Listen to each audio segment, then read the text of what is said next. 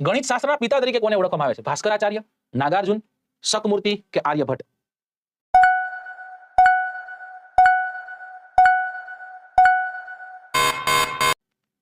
આર્યભટ્ટ એમ ગણિત શાસ્ત્રના પિતા હતા? આર્યભટ્ટીમ નામનો ગ્રંથ લખ્યો તેમને?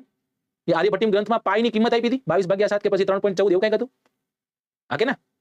પછી ગોલક જે છે એ ગોલકના પરિઘ અને વ્યાસ જે છે વ્યાસના ગુણોત્તરને દર્શાવતા જે અચળાંક છે પાઈ, એ પાઈ આપી હતી એમને? હા સાહેબ, આજે તમે કીધું ગુણાકાર ભાગાકાર બધામાં એમનું યોગદાન હતું આર્યભટ્ટનું.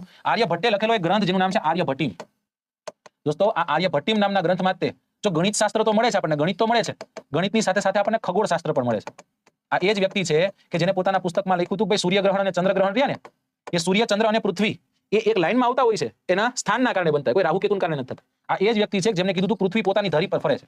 લોકો ગાંડા કહેતા અમને, પણ ખરેખર પછી જાણવા મળ્યું ખરેખર ફરે છે. આ તો નામ શું હતું? આર્યભટ્ટ. એમના જ માનમાં ભારતે પોતાનો પ્રથમ ઉપગ્રહ આર્યભટ્ટ છોડ્યો હતો.